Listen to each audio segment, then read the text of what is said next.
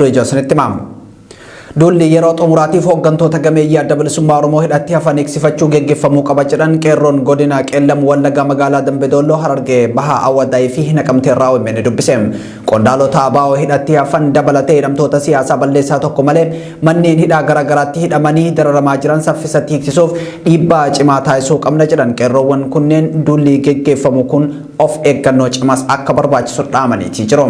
Hidhamtoota kanneen hiiksifachuu qofa osoo hin taane qabsoo mirga abbaa biyyummaa ummanni Oromoo baroota dheeraaf qabsaa'aa fi bahee deebisuuf sochiin roga maraan jabaatee itti fufuu qabas jedhaniiti jiru. Kaaba Oromiyaa Wallootti ajjechaaf hidhaan itti fufeetii jira. Godina Walloo aanaa baatee ganda jaldeetti jedhamu irraa amajjii 28 bara 2022 maanguddoota umrii waggaa 70 olii ta'an afur qabanii ijoollee keessan bakka jiran fida jechuudhaan dararaa cimaarraan gahaa jiraachuu maddeen OMN himaniitii jiru. Maqaan jaarsolii qabaman kanneenis obbo Sa'iid Ali Idris, obbo Muusaa Adam Muhem, Ahmad Awwal, obbo Sa'iid Siraaj kanneen jedhaman yoo ta'u maanguddoota kanneen ijoollee keessantu waraana bilisummaa Oromoo keessa jira jechuun dararaati jiru.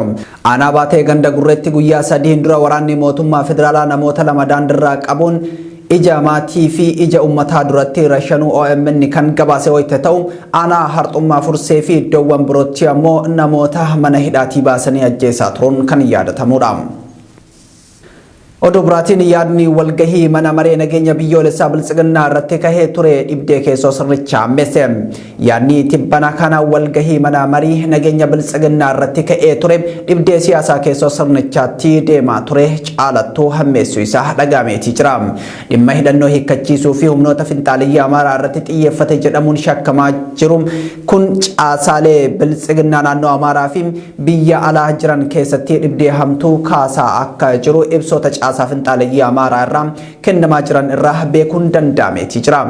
Mootummaan naannoo Amaaraa torbee darbee ibsa baaseen karoora faannoo qawwee hidhachiisuu malee yaada qawwee hiikkachiisuu jedhu hin qabnu jechuun isaa kan yaadatamudha. Addi bilisummaa uummata Tigraay yookaan TPLF karaa alkallatiin mootummaa Abiy Ahmad wajjin mari'ataa jiraachuu pirezidaantiin naannoo Tigraay Dr. Dabratsiyoon Gabramikaa'el ibsan.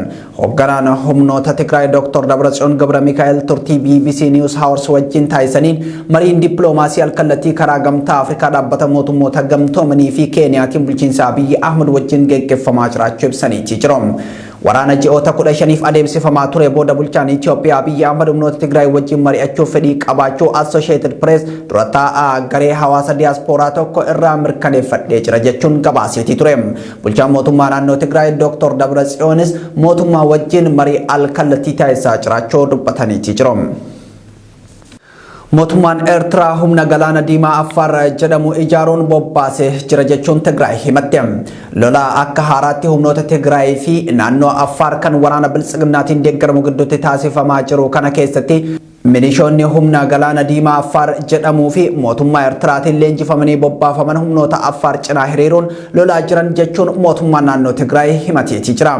Lolli Affaar gama kaabaatiin eegale ammoo gara daangaa Eertiraatti babal'atee kan itti fufe yoo ta'u humnoonni Tigraay lafa dabalataa to'ataa jiraachuun himamaatii jira.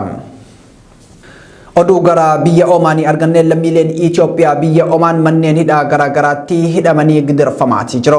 Lammiileen kunneen sababa adda addaatiin biyya ofirraa baqatanii daangaa Somaaliyaa qaxxaamuruun biyya Omaan kan seenan yoo ta'u irra hedduun isaanii karaa seeraan alaawaan biyya sana seenaniif humnoota tika biyyattiitiin qabamanii hidhamuu dhalataan Oromoo biyya Omaan irraa dubbifnee Oromiyaa Miidiyaa Neetworkitti himeetii jira.